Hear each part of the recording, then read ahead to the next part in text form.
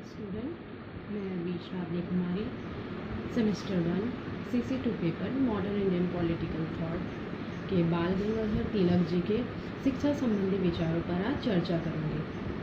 जैसा कि मैंने इसके पिछले वीडियो में बाल गंगाधर तिलक जी की जीवनी, उनके सामाजिक विचार, उनके राजनीतिक विचार, उनके धार्मिक विचार और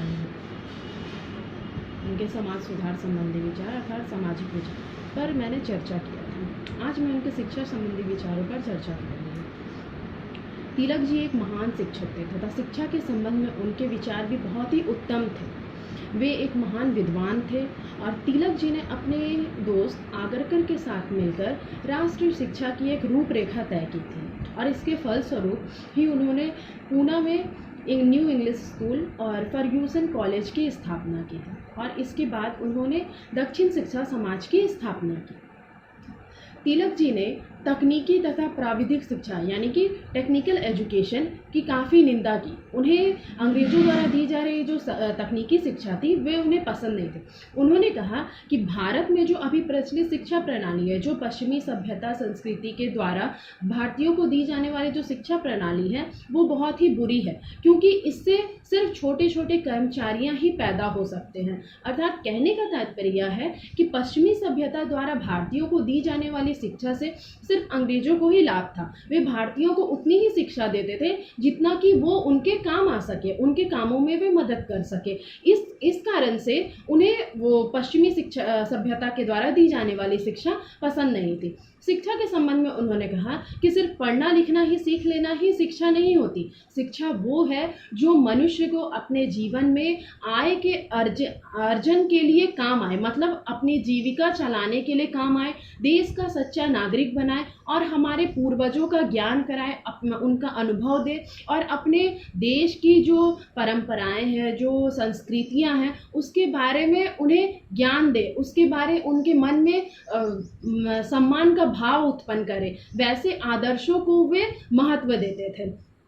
तिलक जी के अनुसार स्कूल और कॉलेज में जो शिक्षा दी जा रही थी वो किताबी शिक्षा से उन्हें लगता था कि मनुष्यों को व्यवहारिक ज्ञान नहीं हो सकता है। उन्हें सिर्फ वो किताबी ज्ञान ही हो सकता है जो उनके पाठ्यक्रम में दिया गया है। इससे उनका व्यवहारिक ज्ञान विकसित नहीं हो सकता है। वे सिर्फ उस ज्ञान को प्राप्त करके क्लर्क या घटिया अफसर ही बन सकते थे। मतलब कि सिर्फ वो एक पद की प्राप्ति के लिए जितनी शिक्षा की आवश्यकता है वो शिक्षा उतने तक ही सीमित थी जो किताबों में दी गई थी।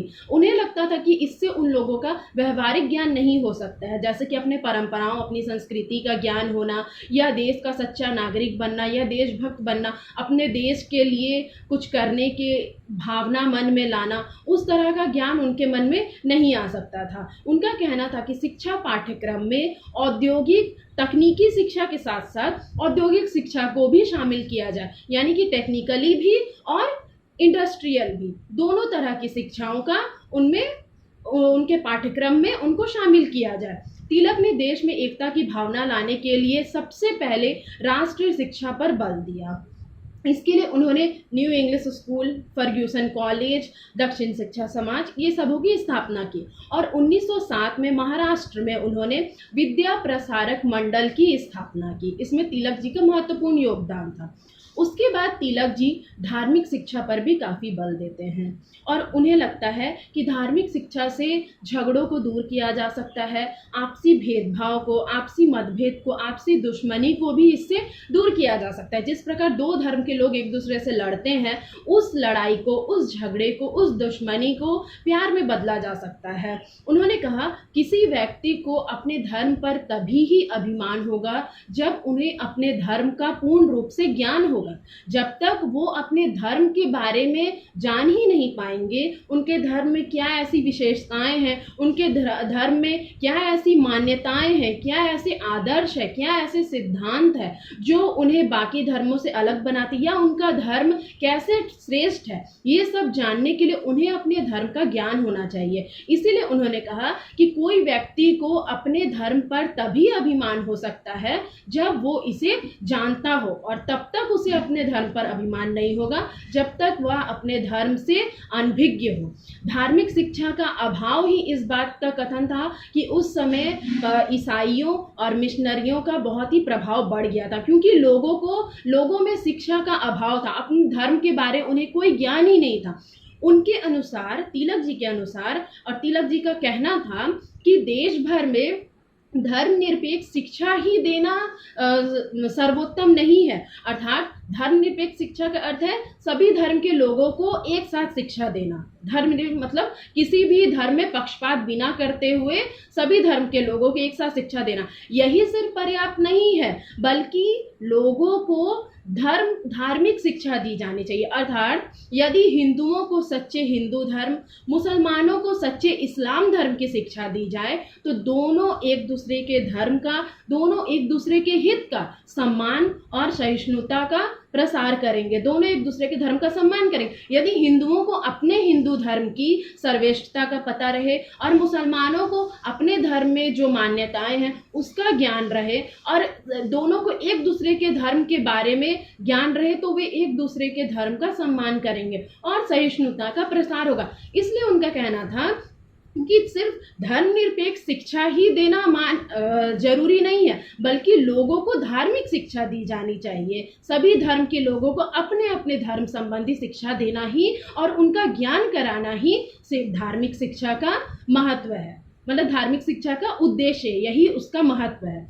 और इसके बाद तिलक जी ने मातृभाषा को शिक्षा का माध्यम बनाने के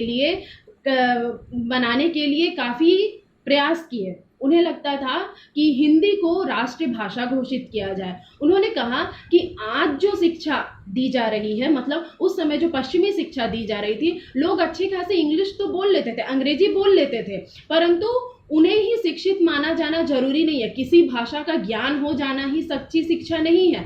मातृभाषा अर्थात हिंदी के माध्यम से जो शिक्षा 7-8 वर्षों में ली जाती थी, मतलब मातृभाषा यानी कि हिंदी की शिक्षा उस टाइम में लेने के लिए 7-8 वर्ष लग जाते थे हिंदी का ज्ञान प्राप्त करने के लिए, वही उस समय में 20-25 साल लग जाते थे, क्योंकि लोग जो पश्चिमी सभ्यता की ओर आकर्षित हो रहे थे, अच्छी खासी अंग्रेजी बोलना सीख रहे थे, अंग्रेजी की तरफ लोगों का ध्यान ज़्यादा जा रहा था। वैसे में उनका कहना था कि जो हिंदी को सीखने के लिए 7-8 वर्ष लगते थे, आज उसी हिंदी को सीखने के लिए 20 से 25 वर्ष लग जा रहे हैं। अंग्रेजी तो सभी को सीखना है, यह जरूरी है, सीखना है ही, पर इसे अनिवार्य नहीं माना जाना चाहिए। तिलक के अनुसार राष्ट्रभाषा जो है, जो हिंदी राष्ट्रभाषा है, वो राष्ट्रीयता की मूल और अनिवार्य आवश्यकता है। ये सबसे पहले कांग्रेसी नेता थे, तिलक जी सबसे पहले कांग्रेसी नेता थे जिन्होंने देवनागरी लिपि में लिखी हिंदी को राष्ट्रभाषा बनाने का सुझाव दिया था। वे हिंदी के समर्थक थे, परंतु उन्होंने कभी अंग्रेजी का तिरस्कार नहीं किया, अंग्रेजी को उन्होंने अस्वीकारा नहीं। वे मातृभाषा को प्रधान और अंग्रेजी भाषा को गौण स्थान देना चाहते थे। उनके लिए दोनों भाषाओं का महत्व था, परंतु वे हिंदी को प्रधान भाषा और अंग्रेजी को गौण स्थान में रखना चाहते थे।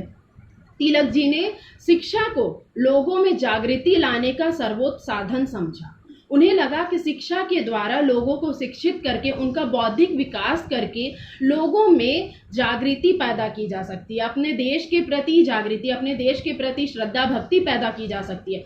वे शिक्षकों को संदेश देते थे कि वे अपने पाठ्यक्रम में अपने शिक्षा के माध्यम से भारत के प्राचीन आदर्शों को पुनर्जीवित करें, मतलब मनुष्यों को, विद्यार्थियों को पुराने भारत के प्राचीन आदर्शों, प्राचीन मान्यताओं, प्राचीन संस्कृतियों का उन्हें ज्ञान कराएं, उन्हें उनका पाठ कराएं। और उपनिषद काल में जो गुरु थे, जो साधु महात्मा थे, उनकी प्रतिभा, उनके जो समर्पण थे, उन विद्यार्थियों को ज्ञान कराया जाए, ताकि वे लोग भी उन गुरुओं की भांति ही प्रतिभा और समर्पण के आदर्श पर चले।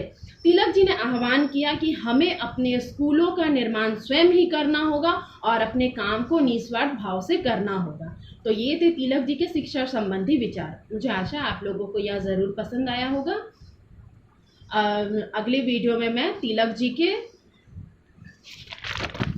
आर्थिक विचारों पर चर्चा करूंगी। धन्यवाद।